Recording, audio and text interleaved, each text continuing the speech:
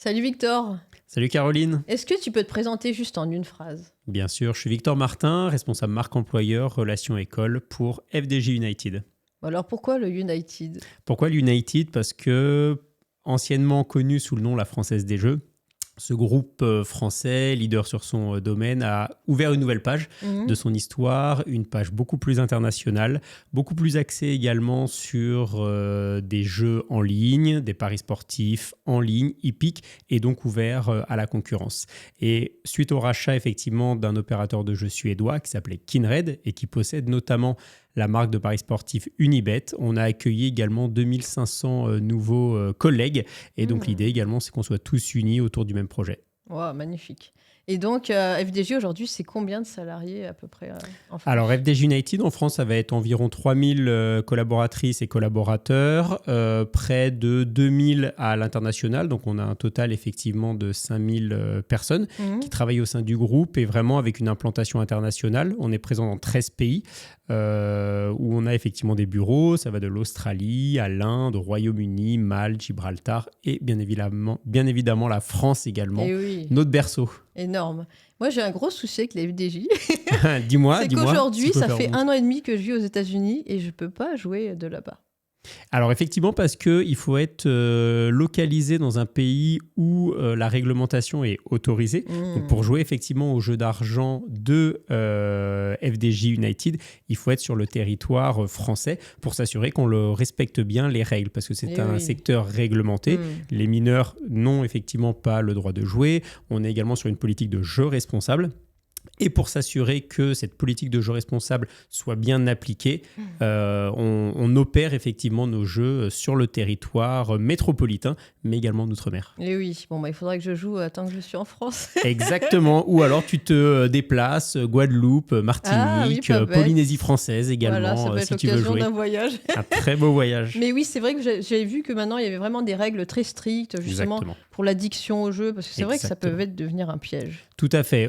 En ce moment, on a calculé, il y a 95% de jeux effectivement qui est ludique, 5% de jeux jugés problématiques. Et c'est vraiment une thématique qui fait partie de l'ADN de FDJ United. Notre business model, il repose sur le fait qu'on veut un maximum de joueurs qui jouent en fait des toutes petites mises, donc qui n'impactent pas effectivement leur budget ou leur pouvoir d'achat au quotidien, plutôt que d'avoir très peu de joueurs qui vont jouer des très grosses mises et là d'avoir effectivement des difficultés dans la vie quotidienne. Et le jeu responsable fait partie de l'ADN, comme je disais, est extrêmement important pour FDJ United. Et avec cette, on va dire, internationalisation de l'entreprise, on essaye de créer cette nouvelle norme du jeu responsable à l'international et notamment en Europe.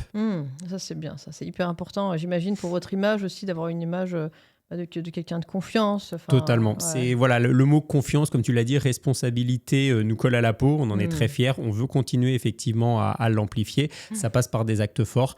Et ça, effectivement, c'est quelque chose sur lequel qu'on va investir. On va continuer effectivement à le développer parce que ça fait partie de notre business model, mais ça fait partie de notre histoire aussi. Si on revient 100 ans en arrière, 1933, on lance la première loterie nationale. L'objectif même en fait de cette loterie nationale, c'était de récolter de l'argent pour de la redistribuer à des causes sociétales, aider les gueules cassées à l'époque et les victimes des calamités agricoles.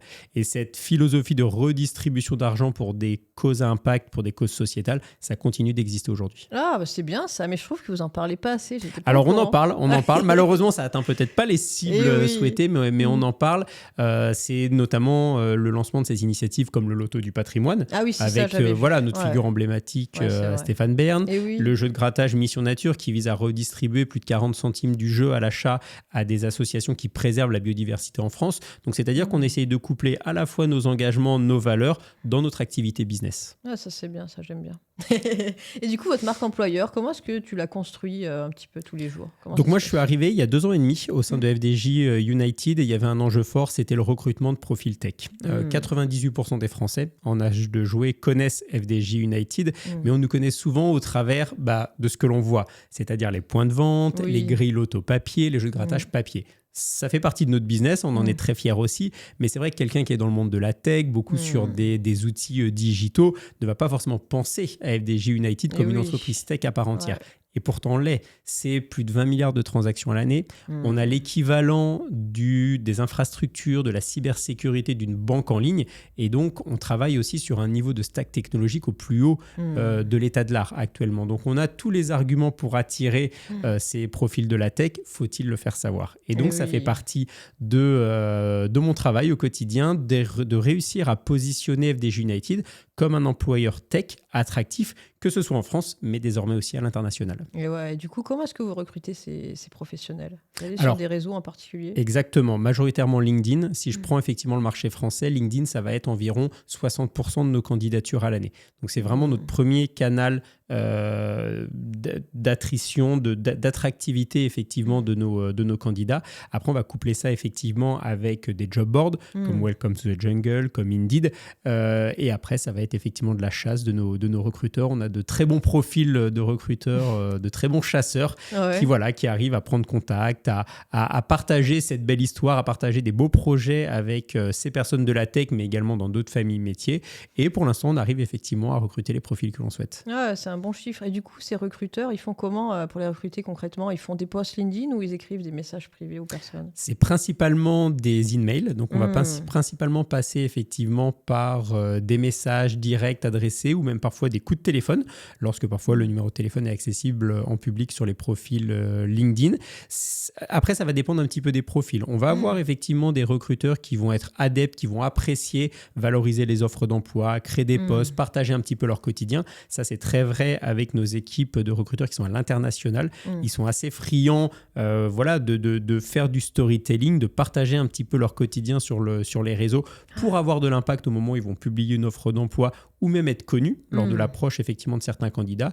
Et il y en a d'autres qui vont travailler un petit peu plus en sous-marin, si je puis dire, et faire des approches directes effectivement en envoyant des messages ou des appels téléphoniques, comme je le disais. Ouais, d'accord. Et toi, à titre personnel, t'aimes bien LinkedIn ? Comment est-ce que tu l'utilises ? Moi, j'aime beaucoup LinkedIn. LinkedIn, voilà, de toute façon, c'est un petit peu l'outil clé en matière de marque employeur et en matière de recrutement actuellement, par les chiffres que j'ai donnés. Ça va au-delà d'un réseau social. C'est effectivement un média où on peut faire effectivement de la promotion, on peut faire de la pédagogie, on peut promouvoir certains aspects d'une entreprise, certains projets, certaines démarches. Donc, c'est un réseau qui est extrêmement important. Et l'avantage également, c'est cette connexion avec les gens. Donc, c'est-à-dire qu'on peut publier un contenu, on peut y réagir comme dans tous les réseaux sociaux. Et l'intérêt aussi, c'est qu'on peut voir la tonalité des commentaires, c'est qu'on peut se mettre en relation, c'est qu'une discussion qui naît sur un commentaire peut ensuite être poursuivie sur des échanges en privé via la messagerie LinkedIn. Et c'est ça qui est intéressant, c'est-à-dire que c'est pas un simple média mainstream où on va publier un contenu, puis après on regarde pas du tout ce qui se passe et on regarde pas du tout les commentaires. Au contraire, ça permet un petit peu d'aller tester comment c'est reçu, comment c'est interprété, est-ce que c'est interprété positivement, négativement, et ça permet de tester un petit peu nos stratégies aussi. Parce qu'en matière de marque employeur, c'est très bien d'établir effectivement la stratégie, les messages, de les diffuser, mais après, il faut aller rencontrer la cible pour savoir si ça a fonctionné ou pas. LinkedIn, c'est un très bon terrain de jeu pour ça, mais aussi les forums écoles. Les forums de recrutement école, on est confronté à une cible que l'on veut recruter en apprentissage. C'est plus de 100 postes que l'on recrute à l'année. Et donc, ça permet déjà de savoir est-ce qu'ils ont compris pourquoi FDJ United, cette dimension internationale, comprendre les parcours de carrière, et ça, c'est super intéressant. Ouais, carrément. Moi, par exemple, je suis une jeune en fin d'études, j'aimerais bien rejoindre la FDJ. Qu'est-ce que tu vas me promettre comme avantage ? Parce que tu sais, aujourd'hui, les gens, ils sont à la recherche de sens, vraiment, dans leur mission. Qu'est-ce que je vais trouver chez FDJ ? Alors, chez FDJ, déjà, ça va être de rentrer dans un collectif. Le terme de collectif, il est extrêmement important puisque donc j'anime également les sessions d'onboarding tous les mois et j'aime demander aux nouveaux arrivants qu'est-ce qui vous a surpris, qu'est-ce qui vous a interpellé dans ce premier mois d'arrivée. Et à 80%, les personnes me répondent l'ambiance, la collectivité, la bienveillance qui peut régner. Et donc, cette notion de collectif, elle est extrêmement importante. Donc, rejoindre FDJ United, c'est rejoindre un collectif. Donc, on ne va pas travailler seul dans son coin, on va travailler dans une équipe, on va travailler effectivement avec d'autres collègues, d'autres départements, il va y avoir beaucoup d'interactions. Donc ça, il faut aussi déjà l'aimer si on veut rejoindre FDJ United. Après, rejoindre FDJ United, c'est aussi rejoindre une entreprise qui est solide. Solide financièrement, solide de par son business, mais c'est une entreprise qui a également une ambition. FDJ United, elle est en train d'écrire en fait l'une des plus belles pages de son histoire puisqu'elle se transforme. Elle se transforme au niveau de son business model. On passe d'un marché qui était 100% monopolistique, étatique, à un marché qui s'ouvre effectivement à la concurrence, qui représente plus d'un quart de notre chiffre d'affaires. Une dimension internationale également, où l'anglais commence à devenir de plus en plus la langue de travail. Oui. Donc ça, c'est extrêmement intéressant, parce qu'il y a une diversité culturelle qui est très riche. Et on est également sur cette transformation autour du digital. Donc ça veut dire que toutes ces briques en fait, qui forcent l'entreprise à se transformer, à évoluer effectivement dans la bonne direction, rejoindre FDJ United, qu'on soit sorti d'école ou qu'on soit un petit peu plus senior, c'est participer à ce projet ambitieux collectif. Ouais, hyper important. Donc tu dis pas on est une famille. Non, on n'est pas une famille. Je considère pas effectivement qu'on est une famille. Je pense que chacun a sa famille et ça c'est une très bonne chose. Mais par contre effectivement on est un collectif qui est soudé, qui parfois n'est pas d'accord, qui parfois discute, qui parfois a des visions effectivement divergentes, mais qui une fois que la décision effectivement est prise, tout le monde va dans la même direction. Ouais, j'aime bien la même énergie. Ouais, exactement. J'avais noté comme question comment attirer des profils tech quand on n'est pas une start-up. Alors déjà, il faut capitaliser un petit peu sur ses forces, les identifier en interne et après capitaliser dessus. C'est-à-dire que si on a des enjeux effectivement de digitaux, si on a déjà des opportunités de business à faire sur le digital, c'est qu'on a des arguments à faire valoir. Oui. Alors, soit on est dans une posture où on a l'ambition de se développer, et là on va plus être dans la projection, on va essayer de projeter le candidat effectivement dans un avenir de 2, 3, 5 ans, ou bien si on est déjà sur une situation attractive parce que les stacks techno sont intéressantes, parce que les projets sont motivants également, bah ça c'est de le faire savoir. Voilà. Ce qui va aussi intéresser nos candidats, c'est que la startup, c'est très bien, mais c'est parfois très dur, c'est parfois incertain également en termes d'avenir. Rejoindre FDJ United, c'est travailler effectivement sur des enjeux qui vont de plus en plus vite, qui sont de plus en plus importants sur le digital, mais c'est aussi rejoindre, comme je disais, une entreprise solide. Elle est solide, elle a des fondations solides, on a toujours une activité monopolistique qui assure une forme de sécurité dans le business, tout en voulant faire croître quand même la part de notre chiffre d'affaires sur l'activité en concurrence. Ouais. Donc, on a d'un côté cette solidité, voilà, ce confort qui continue d'exister, mais par contre, des enjeux business qui sont stimulants et motivants au quotidien. Ouais, c'est bien. C'est vrai qu'aujourd'hui, en période quand même incertaine de crise, avoir une certaine sécurité, ça peut rassurer aussi. Ça peut rassurer, exactement. Ouais. Et au moins, on travaille sereinement sur nos projets. Et oui, ouais, je vois. J'avais noté comment gérer la cohabitation entre anciens et nouveaux. Entre les anciens qui étaient là. Alors, il y a quelque chose d'assez naturel qui se passe au sein de FDJ United, c'est ce collectif une fois de plus. C'est-à-dire que la personne nouvelle, qu'elle soit senior ou qu'elle soit jeune, elle va être accueillie à bras ouverts au sein du collectif.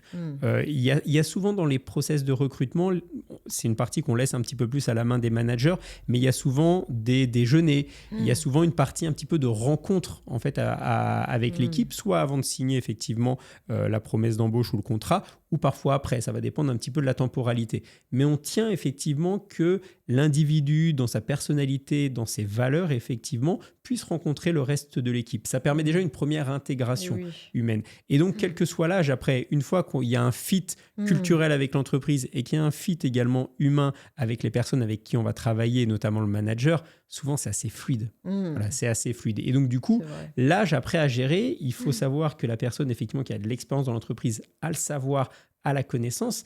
Et la personne un petit peu plus jeune va avoir peut-être des compétences plus développées effectivement sur certaines technologies ou sur certains sujets et va avoir ce côté ouverture d'esprit extrêmement intéressant. Et là, c'est un petit peu le rôle du manager de créer une recette, de créer une osmose en fait pour que les deux réussissent à communiquer, que un petit peu la fougue, la compétence effectivement nouvelle puisse venir se marier avec l'expérience, avec la connaissance du secteur que peuvent apporter les personnes qui travaillent depuis 10, 20 ans au sein de FDJ United. Et autre question, depuis la Covid, on a vu l'essor du télétravail. Aujourd'hui, tout le monde ne parle plus de ça. Ça devient vraiment un avantage. Est-ce que vous, à la FDJ, vous l'avez instauré ou comment ça se passe ? Nous, c'est instauré. C'est un accord, effectivement, qui prévoit 100 jours de télétravail pour tous les collaborateurs au sein de FDJ United France.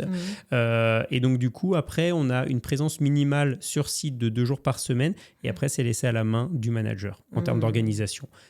Dans certaines équipes, il va y avoir des jours où les équipes se mettent d'accord pour venir tel ou tel jour pour quand même se rencontrer.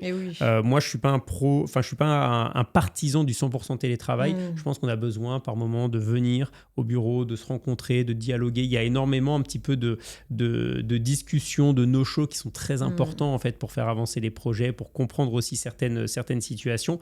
Et en même temps, le télétravail, je veux dire, est extrêmement important aussi pour être parfois dans sa bulle, pour avancer effectivement de manière beaucoup plus rapide, pour avoir un confort. personnel, gagner 2 heures par jour, on n'a pas les transports en commun. Quand on a effectivement des impératifs familiaux aussi, de pouvoir les gérer, ça enlève une charge mentale. Donc, je trouve que l'accord de 100 jours au sein de FDJ United est extrêmement bien pensé parce que c'est l'équilibre. C'est donner du télétravail pour des personnes qui le souhaitent, mais c'est aussi permettre de se rencontrer physiquement, de dialoguer ensemble et de continuer à garder cet esprit du collectif que je cite depuis le début en fait, de cette interview, et il est important. Et 100% de télétravail, on le tuerait forcément, ou en tout cas on le dégraderait au sein de FDJ United, et ça, c'est pas souhaitable. Ouais, je pense aussi qu'il faut garder quand même un lien, et c'est vrai qu'en vrai, il y a des choses qui se construisent, qui se disent pas face à une visio. C'est ça, voilà. Parfois, le café informel, le repas à la cantine, aller voir effectivement un collègue pendant 5 minutes dans l'open space, plutôt que lui faire un Teams ou lui bloquer 30 minutes dans son agenda, et puis ça va être reporté dans 3 jours, etc. Ça peut être compliqué effectivement d'être à distance, et parfois des relations informelles font avancer des choses et apportent de la valeur au quotidien. Ouais, mais c'est ça. Et j'imagine qu'au niveau du management aussi, vous avez dû adapter un peu des choses pour arriver à travailler à distance. Totalement. Alors déjà, on a eu effectivement la chance d'avoir des outils informatiques qui le permettent. Ça, je pense qu'il y a beaucoup d'entreprises qui s'en sont dotées. Et puis après, comme je disais, c'est laisser aussi à la main du manager. C'est-à-dire qu'il y a des managers qui vont laisser un peu la liberté d'organisation de leur équipe, parce que c'est des équipes qui peuvent être conséquentes, qui n'ont pas forcément la nécessité d'être tous présents au même endroit. Et après, par contre, il y a des équipes peut-être un petit peu plus petites qui vont venir les mêmes jours, sur site, inversés d'une semaine sur 2. Mais c'est vrai que de ce que moi j'ai pu constater, il y a un dialogue autour du télétravail. Il n'y a pas de chose, effectivement, hormis l'accord, il n'y a pas de chose qui est imposée. On est vraiment sur un dialogue au niveau des managers qui donne une forme de souplesse, une possibilité aux collaborateurs de dire ce que lui souhaiterait.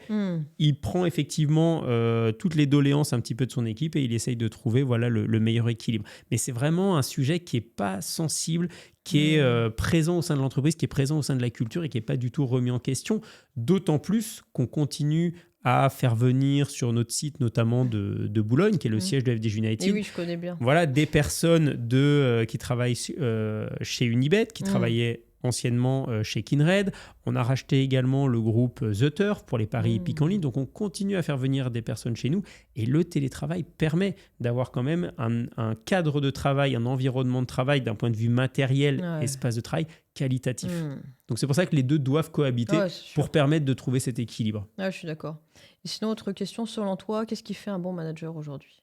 Un bon manager, déjà, c'est le courage. Je pense que c'est vraiment des gens, on attend, qui prennent des décisions. Choisir, c'est renoncer. C'est pas toujours facile. Moi, j'ai été manager, effectivement, dans mon ancienne expérience chez Safran.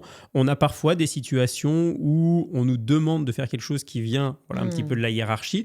On n'est pas forcément aligné avec cela, mais on sait que c'est pour le bien de l'entreprise, c'est pour le bien du collectif. Et là, deuxième, je pense, point positif d'un manager, c'est la pédagogie. Il faut savoir prendre le temps d'expliquer, il faut savoir créer un dialogue, c'est extrêmement important. Et je pense aussi que le manager, il doit être en capacité d'aller développer les personnes avec qui il travaille, de leur laisser la possibilité effectivement de prendre des initiatives, de développer leurs compétences. J'entends souvent une peur dans les entreprises, c'est de dire, par exemple sur LinkedIn, mais si la personne, elle prend beaucoup la parole, elle va se mettre en visibilité, puis on va la chasser, puis elle va partir, etc. C'est pas grave en fait. Je trouve que c'est une forme de fierté du manager de se dire, j'ai permis à cette personne un petit peu d'être meilleure en travaillant sur des projets au sein de l'entreprise, tant mieux pour elle. Et potentiellement que la personne, dans 5 ans, dans 10 ans, reviendra au sein de FDJ United, ce fameux salarié boomerang, et apportera encore plus de valeur qu'elle en a apporté auparavant. Donc, je ne suis pas pour retenir tout le monde. Je pense qu'il faut effectivement donner un cadre d'épanouissement et on ne retient pas les gens de force. Si les gens veulent partir, ils partiront. Voilà. Et vaut mieux qu'ils partent en bons termes, qu'ils reviennent par la suite, qu'ils gardent une bonne image et que ça se passe vraiment de manière très positive plutôt que ça se passe mal. C'est sûr. Donc, on ne retient pas les gens, on ne force pas les gens à rester non plus. Vous avez raison. Et du coup, vous parlez un peu, vous expliquez à vos salariés l'intérêt de prendre la parole justement sur LinkedIn, sur les réseaux sociaux. Oui, on essaye. C'est pas quelque chose qui faisait partie de la culture ou des habitudes au sein de FDJ United. C'est vrai que, on va dire, avant 2019, avant la privatisation, c'est une entreprise qui vivait un petit peu sur elle, dans son écosystème, mais avec l'ouverture à la concurrence, avec également cette privatisation, il y a des enjeux d'image, il y a des enjeux de prise de parole, notamment sur LinkedIn, qui sont extrêmement importants. Et donc ça, on a deux super personnes qui travaillent aux réseaux sociaux, qui ont monté un programme d'employé advocacy et qui essayent de motiver, d'expliquer, de soutenir effectivement cette prise de parole sur les réseaux sociaux qui est extrêmement importante aujourd'hui. Ça passe par deux aspects. On a forcément du leader advocacy, les dirigeants qui prennent aussi la parole parce qu'ils doivent montrer l'exemple et leur voix a de l'impact dans leur écosystème.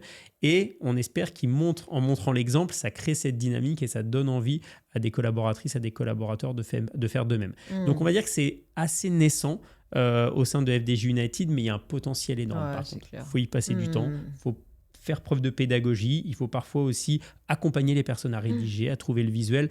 Ça prend du temps au début, mais ça permet une fois de plus une montée en compétences. Et une fois qu'ils sont matures dessus, on démultiplie le message. Et on est sûr ensuite d'aller toucher des cibles, d'aller toucher des communautés qu'on ne touchait pas auparavant. Et là, en matière de marque employeur, c'est bingo. Ouais, c'est clair. Et surtout en matière de crédibilité, de confiance. Totalement. Quand c'est un salarié qui prend la parole, normalement, il est volontaire pour le faire. Ouais. Et s'il le fait, c'est qu'il est heureux, c'est qu'il se sent bien. Et ça va se sentir à travers ses posts. C'est totalement ça. C'est-à-dire qu'on a toujours ce message institutionnel qui...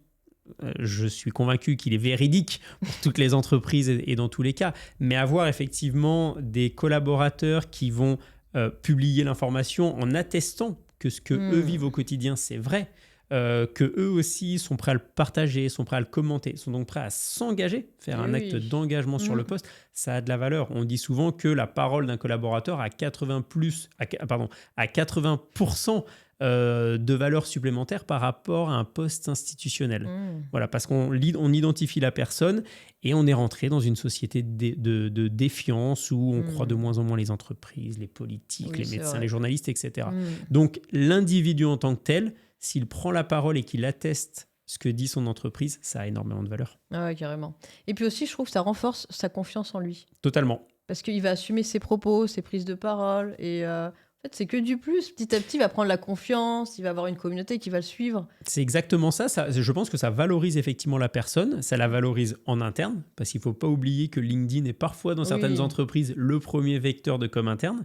Donc, ça le valorise effectivement en interne, ça le valorise auprès de ses collègues, et ça lui développe des compétences de partager un message de manière orale ou de manière écrite, c'est pas simple. Non. Et c'est souvent un petit peu le frein que peuvent avoir ces personnes-là, c'est moi, ils me disent, j'ai des choses que j'aimerais dire, que j'aimerais véhiculer, mais je ne sais pas comment le faire. Je peux comprendre, c'est pas évident de s'exposer, de rédiger un message.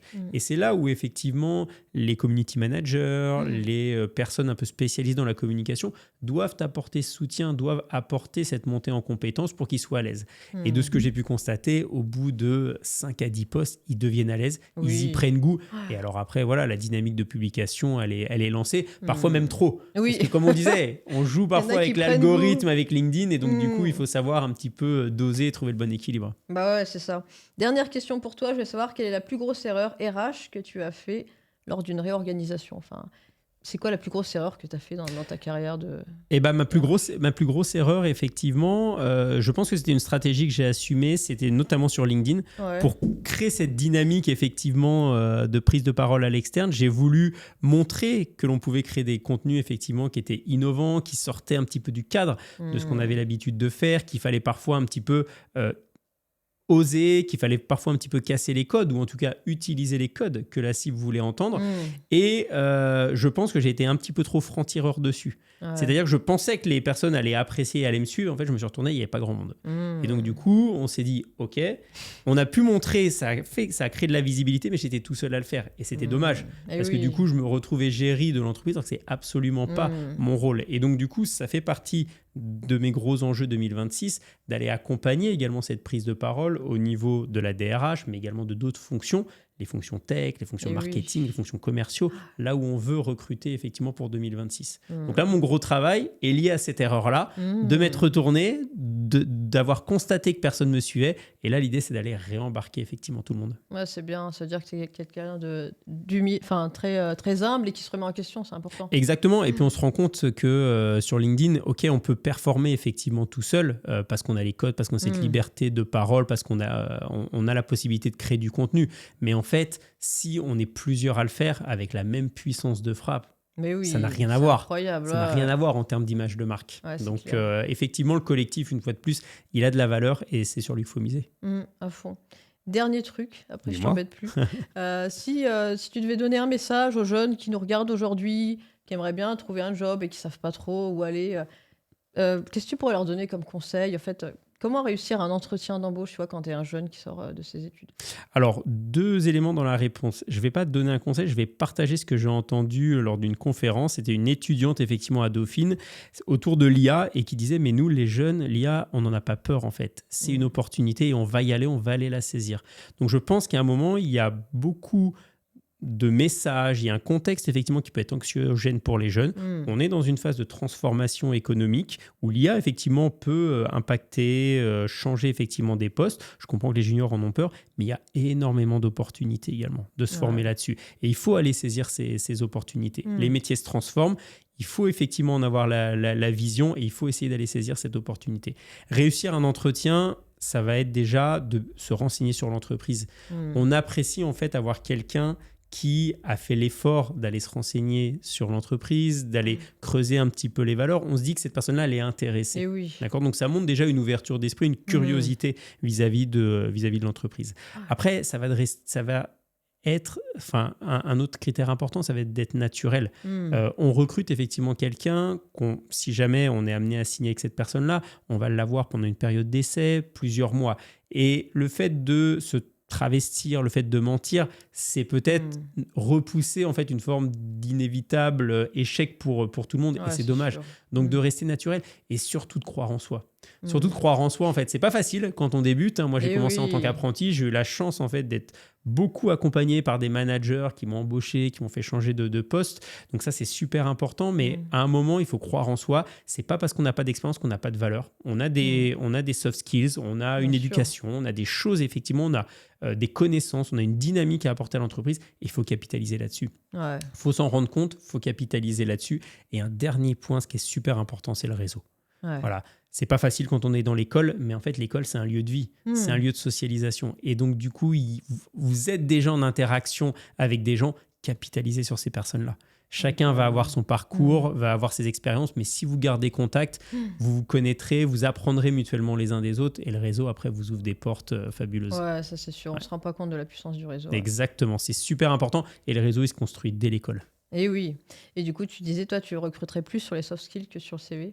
Alors, je ne suis pas recruteur, mais si je devais recruter, ça serait 50-50. Clairement. C'est-à-dire que si la personne n'a effectivement pas toutes les compétences techniques, mais si je sens qu'elle a cette curiosité, qu'elle a l'envie effectivement de bien faire, l'envie de se développer, qu'il y a un fit culturel avec nos valeurs, avec l'entreprise, ça compte effectivement à 50% pour moi dans le recrutement d'une personne. Ok. Comme on dit souvent, tous les gagnants ont tenté leur chance. Donc c'est exactement ça. 100% des gagnants ont tenté leur chance. Donc c'est un peu pareil pour les candidats. En fait, il faut y aller. Vraiment, il faut faire preuve d'audace. Il ne faut vraiment pas se limiter. Il ne faut pas trop se prendre la tête non plus. Il faut foncer. Jean-Claude Duss disait sur un malentendu ça peut passer, et c'est vrai. Et ce malentendu après peut se concrétiser en fait en très belles opportunités. Donc faut oser, faut y aller et il faut surtout pas baisser les bras. Et la vie est un jeu, alors jour. Exactement. Merci beaucoup Victor. Merci Caroline. À bientôt. À bientôt. Bye bye.